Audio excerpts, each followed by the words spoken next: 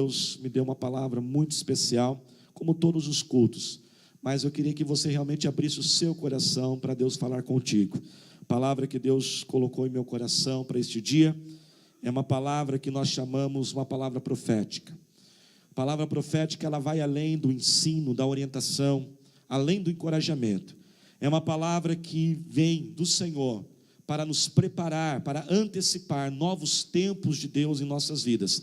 E eu creio que ela não é somente para hoje, para os próximos dias, mas ela é uma revelação de Deus para aquilo que Deus quer fazer nas nossas vidas, na nossa igreja. Você toma posse disso?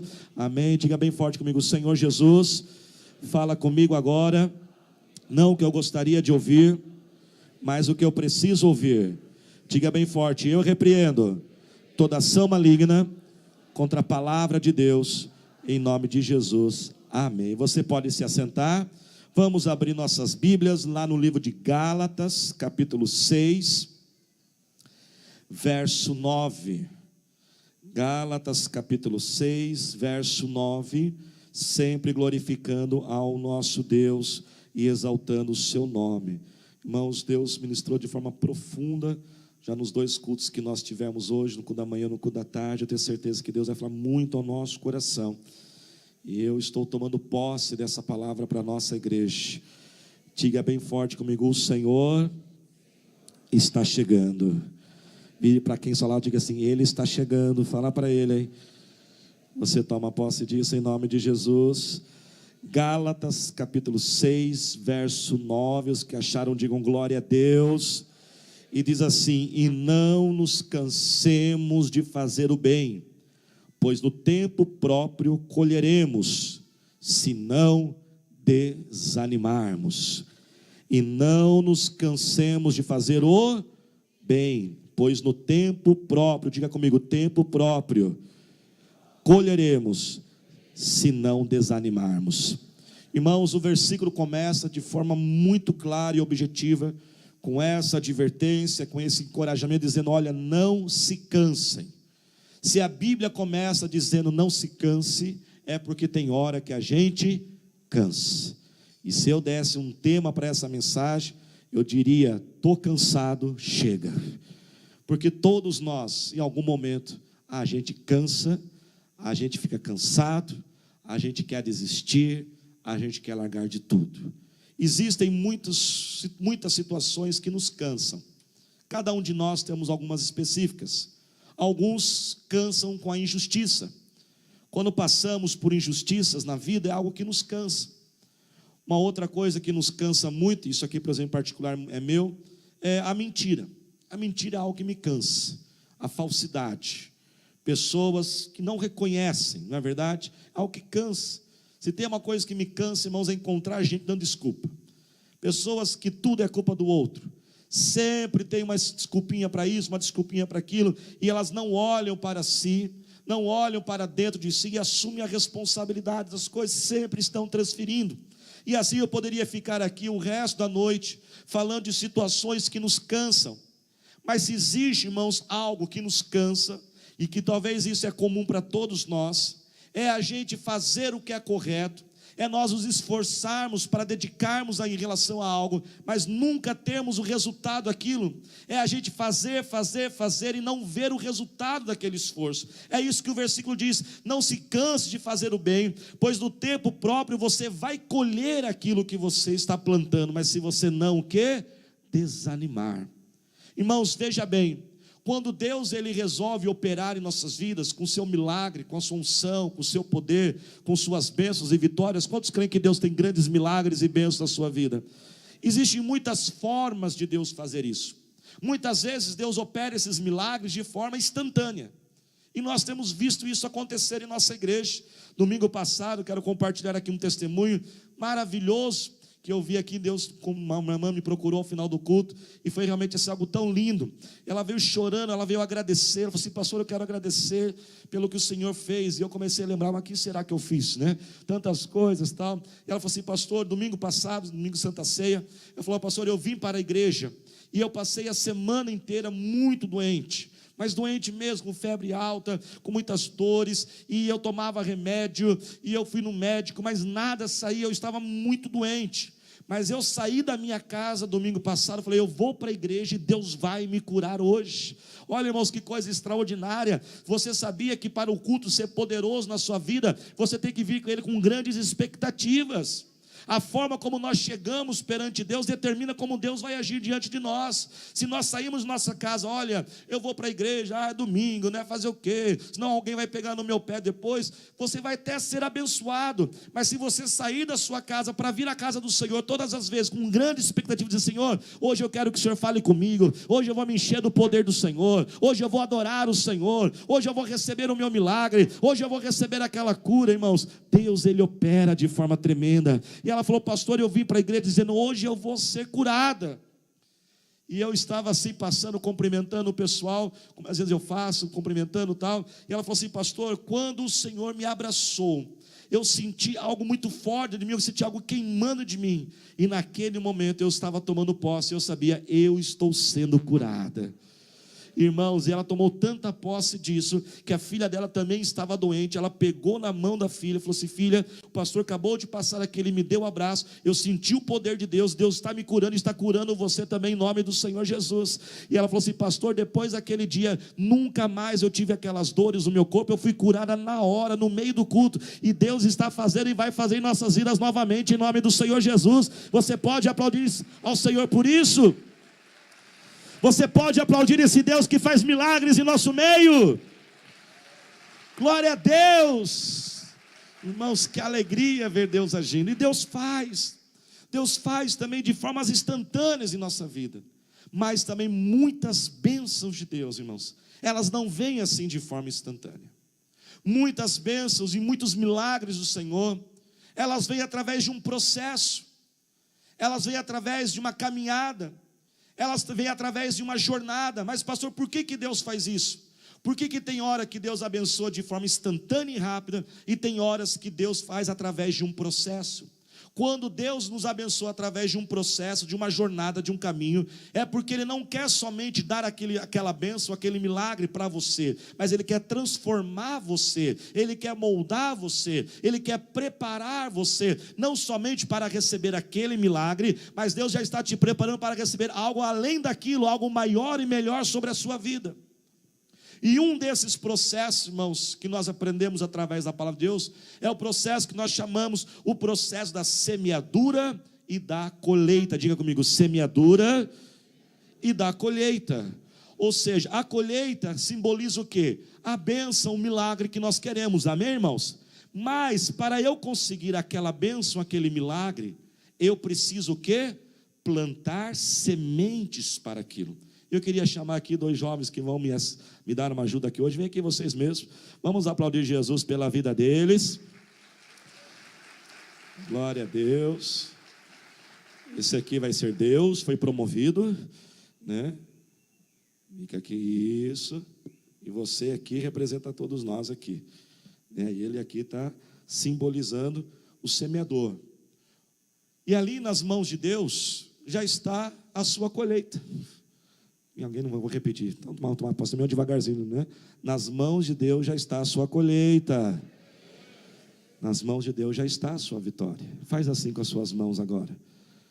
E Deus me deu essa palavra, está chegando a hora, Deus já está pertinho, aonde Ele vai transferir a mão dEle para as suas mãos. Qual é a colheita que você precisa ter? Fale agora com o Senhor na sua vida.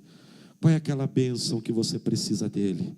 Talvez você precisa colher a restauração de um casamento, talvez é algo profissional, algo financeiro, talvez é algo no seu coração, uma alegria na sua vida que há muito tempo você perdeu, talvez é a paz no seu interior, talvez é um projeto, um sonho que você precisa, talvez é a restauração de um filho que está envolvido nas drogas, tantas necessidades que nós temos, algo que você está se esforçando, uma reconciliação, alguém que está distante de você, precisa voltar para perto, um projeto, talvez você ser um líder na presença do Senhor, você líder de célula, coloque agora essa multiplicação da sua célula na presença do Senhor, comece a clamar agora ao Senhor, fale agora com Ele, abra a sua boca, fale, Senhor, me ajuda, Senhor, a não desanimar, me ajuda, Pai, a não cansar, Deus, Pai, pois eu creio que nas Tuas mãos já está a minha colheita, Senhor. Senhor. Senhor, eu preciso disso, olha para mim. Clame agora ao Senhor como o salmista clamou no Salmo 40, apressa-te, Senhor, em socorrer.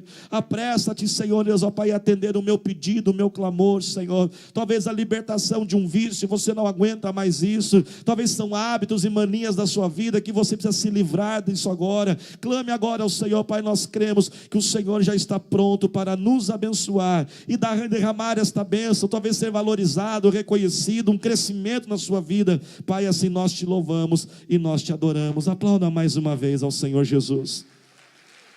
Você pode glorificar a Ele. Nós oramos, igreja, e pedimos ao Senhor que Ele nos dê essa colheita, mas o processo chama-se semeadura e colheita. Agora vem uma pergunta de Deus para nós: meu filho, quais são as sementes que você está plantando para colher isso? Quais são as sementes que você está colocando? Nessa noite nós falamos um pouquinho sobre honra, ser uma pessoa honrada, ser uma pessoa valorizada. Mas você tem plantado sementes de honra? Hoje eu estou aqui pregando, ministrando para vocês, para todos nós, muitas pessoas, mas não foi sempre assim. Eu lembro uma vez, quando eu estava nos Estados Unidos estudando, fazendo o meu curso de teologia, certa vez um rapaz, um colega de classe, começou a sentar do meu lado, e ele passava a aula inteira conversando, e conversava, e conversava, e conversava. Tem gente que você está perto de você e fica conversando lá, tem uns chatos lá que fica lá de vez em quando, né? Tem uns tagarela, né, irmãos? E ele ficava conversando, e eu não aguentei um dia, eu falei assim: rapaz, para com isso. Falei: eu estou longe de casa, eu estou pagando um preço muito alto, porque semear é sacrifício, semear é o tempo difícil. Fala: meus pais estão investindo dinheiro em mim, e eu não estou aqui para escutar você, estou aqui para escutar o professor. Então fica quieto, em nome de Jesus. Quase pus a mão e expulsei o demônio dele, né? Demônio, para de falar, tagarela. E eu disse para ele, falei assim: um dia eu quero estar lá na frente como aquele professor, eu quero ensinar pessoas, mas como que eu vou ter um dia a autoridade para dizer para as pessoas ficarem quietas para me ouvir, se quando o outro está falando eu não fico quieto? Ou seja, eu quero colher algo que eu não plantei. E eu falei: com todo respeito, se você quiser continuar conversando com esse capeta em você, vai para outro lugar, mas deixa eu quieto. Ou seja, eu queria colher honra, eu queria colher a atenção das pessoas, eu precisava o quê? Semear aquilo. Quem está dentro, diga amém. Você está vendo, irmãos, um problema nosso? É que às vezes nós queremos colher algo, mas eu não planto para colher aquilo. Você quer que os seus filhos sejam extremamente bem-sucedidos, mas você está pondo sementes para isso? Uma das formas mais profundas e mais eficientes de um pai ensinar o seu filho, não é somente ele falando, mas é com o exemplo dele. Filhos aprendem mais observando do que ouvindo. Você é um exemplo para ele. Esses dias Deus me chamou a atenção, e eu estava orando para que meus filhos, eles pudessem tornar também pessoas de Deus, que eles amassem a oração, amassem a leitura da palavra. E eu comecei a perceber uma coisa, um hábito que eu tinha, não era um pecado, mas não era um bom hábito. Toda vez que eu iria orar, eu sempre orava no meu quarto com a porta fechada. Eu ia para algum lugar distante da casa. Veja bem, isso não é errado, pois a Bíblia diz, não é verdade, irmãos? Entra no teu quarto e feche a tua porta. Mas essa expressão, entrar no teu quarto e fechar a tua porta, é uma expressão que o significado é o quê? Nós temos que ter um tempo a sós com Deus, desconectado do mundo. Mas não tem que ser toda hora. E eu fiquei pensando, como que os meus filhos vão aprender a orar se eles nunca me veem orando? Então eu continuei orando dentro do quarto, com a porta fechada, mas eu comecei a mudar e acrescentar outros tipos de oração. Comecei a orar na sala, na frente deles. E às vezes eles passavam: pai, o que você vai fazer? Eu estou orando. Comecei a ler a Bíblia na frente deles, para que eles também pudessem observar isso. E esses dias a minha filha teve um problema na escola, muito nervosa. Eu falei: filha, você já orou? Ela falou assim: não, pai. Então eu falei: filha, vai orar, vai falar com Jesus e coloque ali essa necessidade. E depois ela mandou uma mensagem, falou assim: pai, eu tenho uma boa notícia. Sabe aquele problema? Sei, filha, Jesus já resolveu para mim. Deus me deu a bênção, Deus mudou lá o coração do professor, colocou tudo certo para a glória do Senhor. E eu fiquei tão feliz, ela já sendo treinada e praticada. Você quer um casamento mais amoroso, um casamento mais romântico? Essa é a sua colheita, mas você está plantando para isso? Existe uma pesquisa, irmãos, quem não é casado está por ouvir aí, né? Para ficar com vontade, né? Existe uma pesquisa que diz que um casal, para ele ser muito feliz, tem que dar um beijo de 10 segundos todo dia. Porque tem casal que nem bitoca não dá mais, né? Uma vez eu atendi uma pessoa, você falou: pastor, faz 1 ano que meu marido dá uma bitoca. Eu falei: expulsa esse demônio dele aí, né? Misericórdia, põe a mão na cabeça e ora. 1 ano sem uma bitoca, irmãos, né? E aí, esse dia eu estava lá dando um beijo na pastora assim, né? Aí, daqui a pouco ela falou: o que você está com essa mãozinha assim do lado? Eu falei: não estou contando, 10 segundos, já foram 5, 6. Aí ela expulsou, foi brava, não deu nada certo aquele dia, viu, irmãos? Aí ela vai para lá. Aí não pode ficar, tem que contar escondidinho, deixa eu descobrir, viu? Mas tem que semear. Você quer alegria na sua vida? Quantos querem alegria na sua vida? Mas você está semeando isso? Ou você, quais são as sementes? Só põe tragédia, só põe filmes, seriados de morte, de guerra, de só gente sendo cortada, decapitada, e é só essas coisas. E aí nós não entendemos por que a gente anda triste, desanimado. É um processo. Temos que pôr as sementes, e isso exige. Tem que colocar a semente, mas para pôr a semente tem que rasgar a terra, tem que ficar no sol. Não é somente colocar a semente, tem que regar a semente. Você está regando as suas sementes, tem que regar com oração, regar com palavras de vitória. Pais que estão aqui, não deixem os seus filhos ficarem falando mal deles mesmos: eu sou ruim nisso, eu não sou bom nisso. Corte essas palavras negativas. O agricultor, ele tem que proteger a semente. Fala para o seu irmão: proteja a sua semente. Fala para ele aí. Quando ele coloca a semente na terra, ele tem que proteger para que os animais não venham e comam a semente.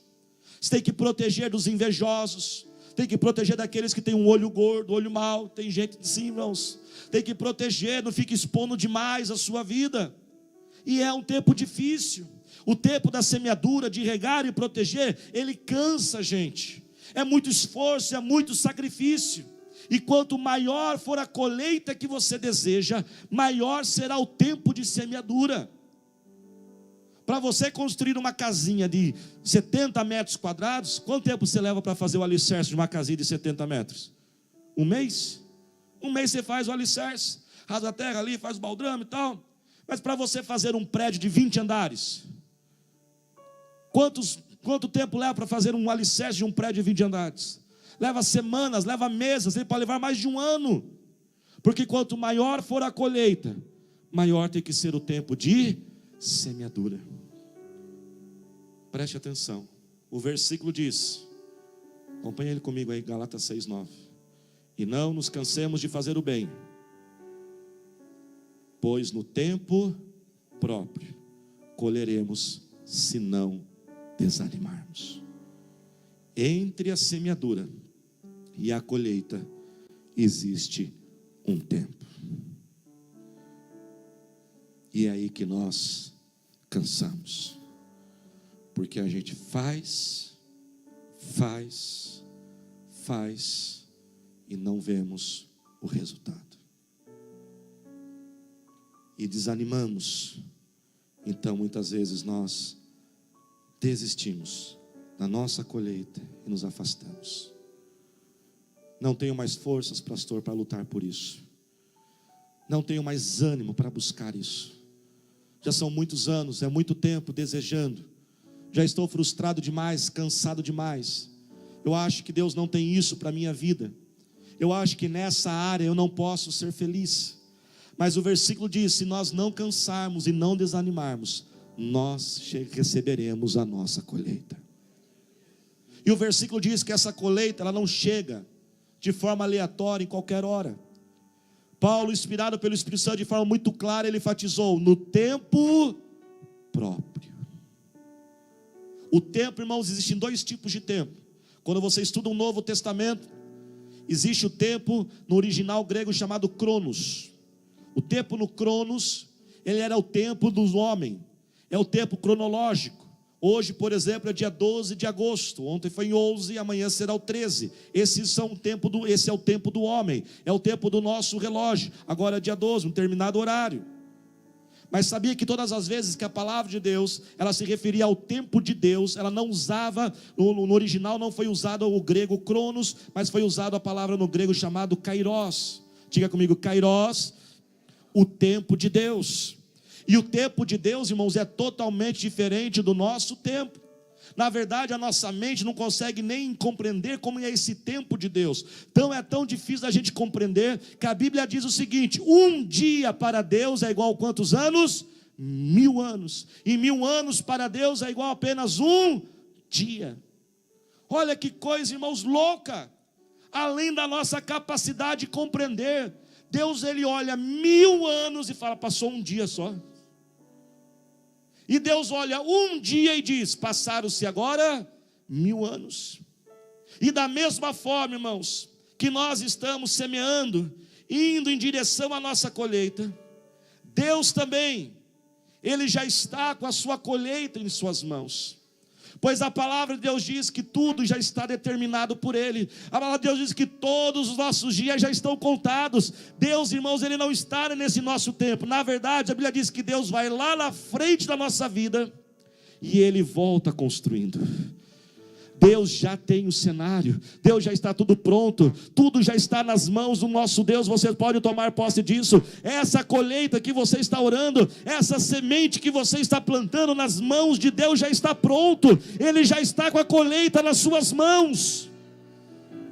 E nós estamos nesse tempo. E eu disse que essa palavra é profética. Eu quero que você tome muita posse disso, porque isso que eu estou fazendo aqui, Deus me deu em visão e me mostrou isso. Eu estou indo nesse tempo, vem dando passos bem devagarzinho. E Deus, que já foi lá na frente da nossa vida, Ele também está vindo em nossa direção. E quando chegar o tempo próprio, quando alinhar o nosso tempo com o tempo de Deus, a colheita é entregue em nossas mãos. Preste atenção, olhe para cá. Só que nós temos um adversário. Irmãos, a palavra de Deus diz que Satanás, ele não é um Deus do lado do mal. Satanás, ele não tem os mesmos atributos e a grandeza de Deus. Satanás, ele é infinitamente menor do que Deus, mas ele é um pouco maior do que nós. Salmos 8 diz que nós somos criados um pouco menor do que os anjos. E Satanás era um anjo que se rebelou contra Deus.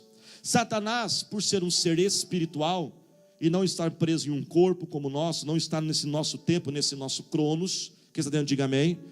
Ele consegue ter percepções que nós não temos. Ele não sabe esse tempo próprio, ele não sabe esse tempo exato. Ele não consegue descobrir isso porque ele não é um Deus, ele é um anjo infinitamente menor. Mas ele consegue perceber.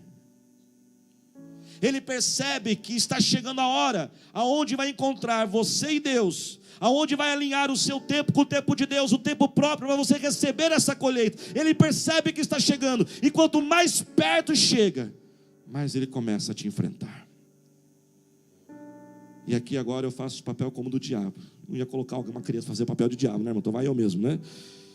Então ele entra e ele começa a te afastar.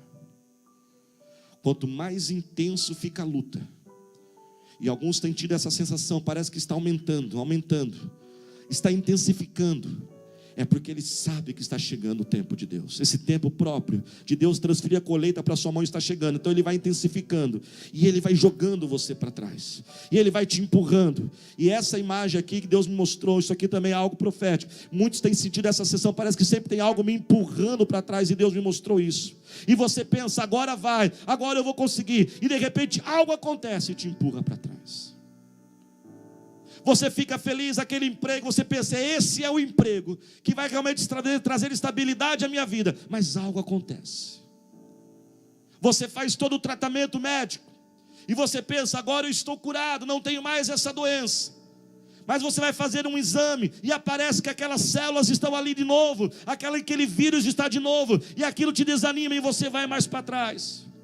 E mais uma pessoa desaponta, mais uma pessoa frustra, mais uma situação vai acontecendo, e cada vez nós vamos sendo empurrados para trás, e ele vai empurrando a gente, ele vai jogando a gente, e parece que a nossa colheita ficou longe demais novamente.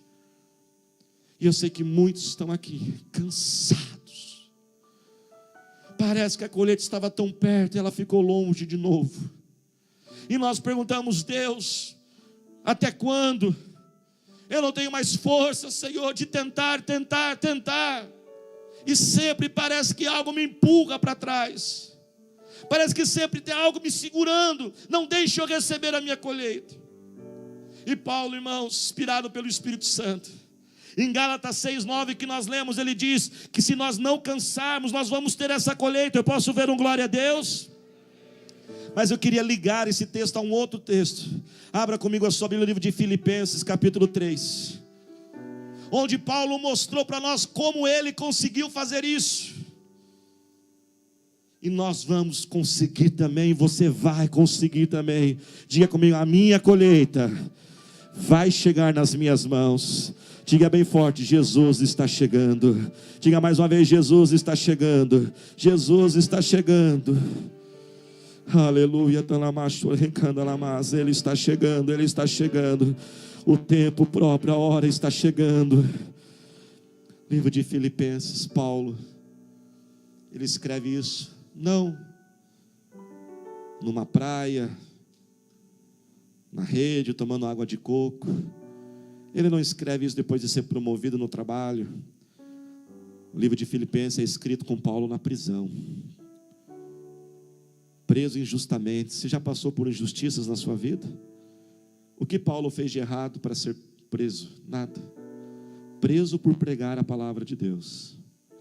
Não matou ninguém, não roubou ninguém, não prejudicou nenhuma pessoa. Estava ali preso injustamente, sendo culpado e acusado de coisas que não fez, torturado, passando fome, humilhações.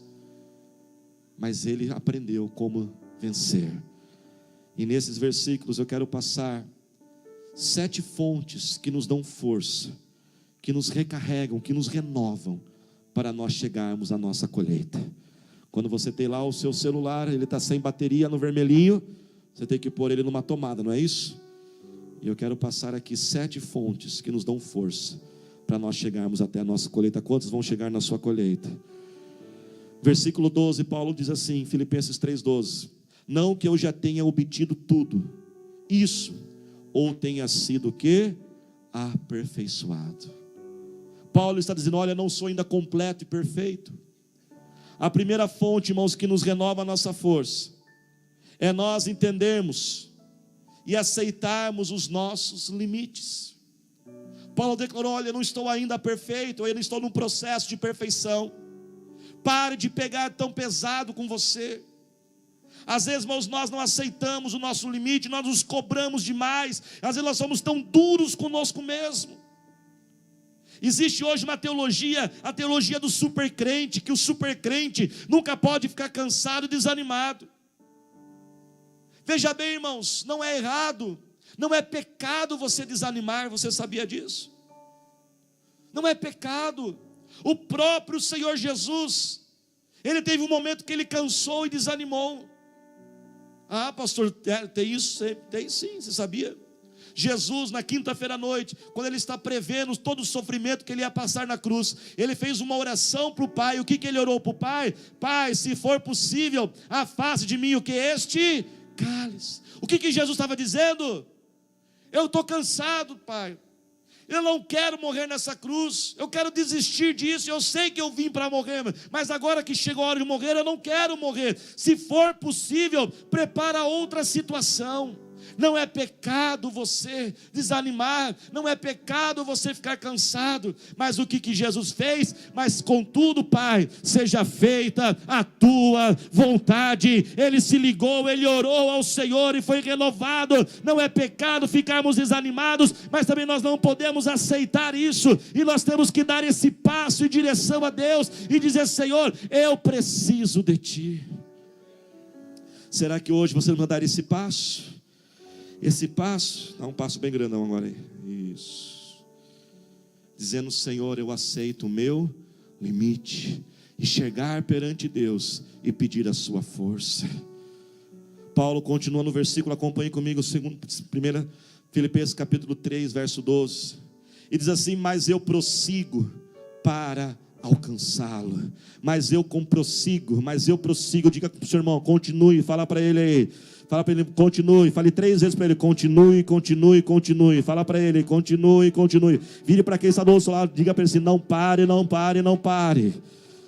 O que Paulo estava querendo dizer? Olha, eu não sou perfeito ainda, eu tenho meus limites, mas eu prossigo. Irmãos, dê outro passo, outra fonte de energia que vai dar força para você continuar. É você continuar em movimento. Diga, eu não vou parar. Diga bem forte, cansado ou desanimado? Eu continuo. Ah, pastor, mas eu estou cansado. Vai cansado mesmo. Mas eu estou desanimado. Vai desanimado mesmo. Irmãos, eu amo orar, mas nem todas as vezes eu estou com vontade de orar. Teve muitas vezes que eu fui orar sem vontade. Mas por quê? Porque eu prossigo, mesmo não querendo. Isso é sinal de maturidade e crescimento na vida. Aprender a fazer as coisas sem vontade. Enquanto que você fizer só quando se tiver com vontade, você não vai crescer. Só vir na igreja quando está com vontade, tem que vir quando está com vontade e quando está sem vontade. Tem que jejuar quando está com vontade e sem vontade. Tem que ofertar quando está com vontade e sem vontade. A minha vontade é pegar aquele valor e comprar um tênis, mas não vou comprar esse tênis, eu estou com vontade de um tênis novo, mas eu vou ofertar, eu vou pôr a minha semente, porque eu preciso de um milagre de Deus na minha vida. Está cansado? Está desanimado? Continue. Mande mais um currículo, dê mais uma chance, vai atrás daquela pessoa, tente mais uma vez, mas prossiga para a sua colheita, prossiga. Paulo diz, mas eu prossigo. Depois ele disse, pois para isso também fui alcançado por Cristo. Sabe o que Paulo fez, irmãos, para renovar a sua força? Terceira fonte de energia que nos renova. Mas dá mais um passinho aí, é isso. Paulo começou a olhar para Cristo. Quando nós olhamos para as pessoas e situações, nós desanimamos. Mas quando nós levantamos o nosso olhar e começamos a adorar ao Senhor, quanto mais você adora ao Senhor, quanto maior o Senhor fica na sua vida, menor ficam os seus problemas. Por isso que o diabo quer sempre roubar a nossa adoração. Por isso que o diabo quer fazer que a gente sempre pare de louvar e adorar a Deus. E se nós não vigiarmos devagarzinho, nós não cantamos mais hinos, não cantamos mais louvores. O nosso rádio no carro é só notícia, só futebol. Mas quando nós entramos em adoração, a palavra de Deus diz que Deus habita no meio dos louvores. Vamos praticar um pouquinho? Levante as suas 2 mãos o mais alto que você puder, mesmo assentado. Levante agora um pouquinho o seu rosto agora. Isso, imagina que agora não há um teto e comece a adorar ao Senhor. Adore ao Senhor agora, vai adorando a Ele, vai dizendo quem Ele é. Paulo disse, eu prossigo e eu olho para Cristo. Comece a olhar para Ele, comece a dizer, Senhor, Tu és grande. Eu sou pequeno, mas o Senhor é grande. Eu sou falho, mas o Senhor é perfeito, Senhor. Eu sou limitado, mas o Senhor é poderoso. O que é difícil para mim é fácil para Ti, Senhor. O que é complicado para mim é simples para Ti, Senhor. Oh Deus, ó Pai, o que é, Senhor, impossível para mim é possível para Ti. Tu és, ó Deus, o advogado dos advogados. O Senhor é quem vai me defender. O Senhor é quem vai provar a minha justiça. O Senhor é quem vai provar a minha inocência, Senhor. Oh Pai, Tu és o médico dos médicos. Aquilo que a medicina não consegue fazer mais, o Senhor pode fazer. Tu és o Rei dos reis, o Senhor dos senhores. É o Alfa, é o Ômega, é o leão da tribo de Judá, é a estrela da manhã. Eu te adoro, eu te amo, Jesus. Os meus olhos estão em Ti, e quanto mais os meus olhos estão em Ti, mais a força é gerada dentro de mim, pois eu não vou parar, eu vou prosseguir, e o Senhor vai colocar a minha colheita também nas minhas mãos. Se você crê, aplauda ao Senhor Jesus, aplauda bem forte, glorificando a Ele. Diga bem forte, Ele está chegando. Mais forte, Ele está chegando. Aleluia. Quarta fonte de força. Quantos precisam dessa força de Deus para não cansar e desanimar? Ele diz então, irmãos,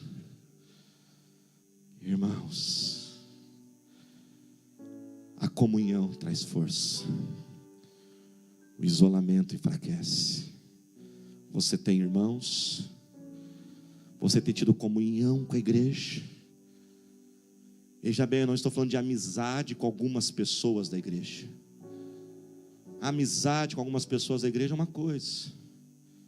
Comunhão com a igreja, com o pastor, com os alvos da igreja, com as necessidades da igreja. Por que nós temos as células? Quantos têm sido renovados nas nossas células? Quem tem participado aí? Quem já entrou numa célula cansadinho, desanimadíssimo, e terminou a célula fortalecido? Pessoas que nós podemos pedir oração para o outro, pessoas que nós possamos abrir o nosso coração. Na comunhão está a nossa força. Quinto passo, quinta fonte de força, diz assim: não penso que eu mesmo já tenha alcançado, mas uma coisa faço, esquecendo-me das coisas que ficaram para trás. Se tem algo, irmãos, que rouba as nossas forças, é ficar sempre olhando para trás. E nessa noite Deus está falando com muita gente. Deus está dizendo: meu filho, chega de ficar olhando para trás. Tem pessoas lá atrás que te machucaram, libere o perdão, peça perdão. E sabe quem é a pessoa que nós temos que mais liberar perdão, irmãos?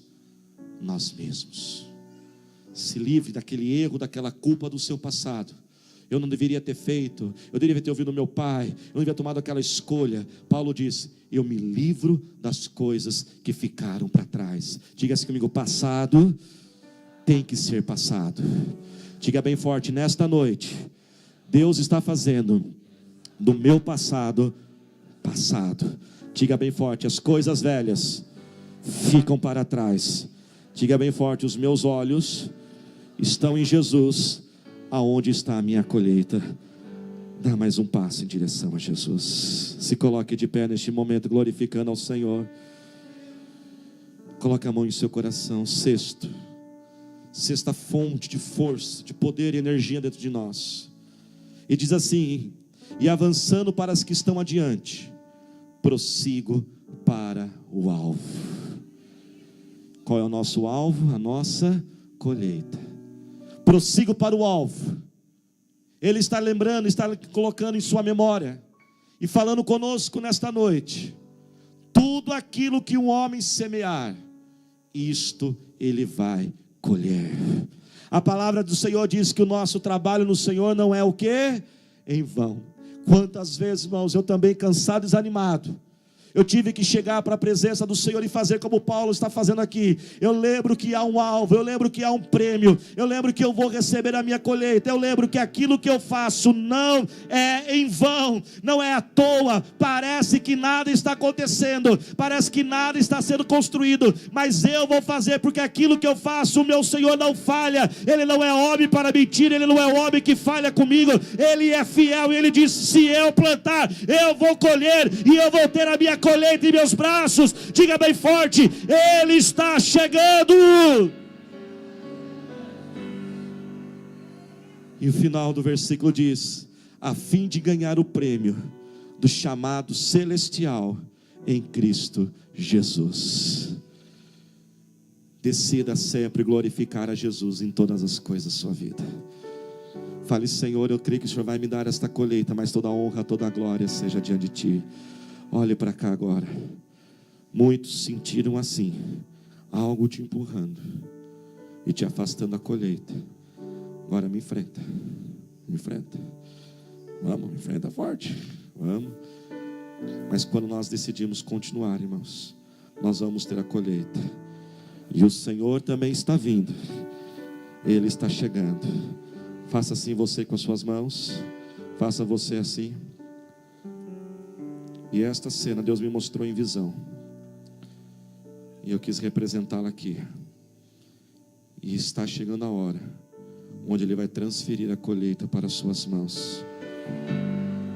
Não nos cansemos de fazer o bem, pois no tempo próprio nós colheremos, se não desanimarmos. Diga bem forte: a colheita está chegando, o meu Deus está chegando, e eu vou perseverar. Dê a mão para quem está do seu lado agora. Comece a orar, porque você tem irmãos. Você não está sozinho. Ore agora. Se você precisa, também precisa. Clame agora ao Senhor. Senhor nosso Deus, nosso eterno Pai. Senhor Deus, ó Pai, eu profetizo essa palavra que o Senhor me deu. O Senhor está chegando, Senhor.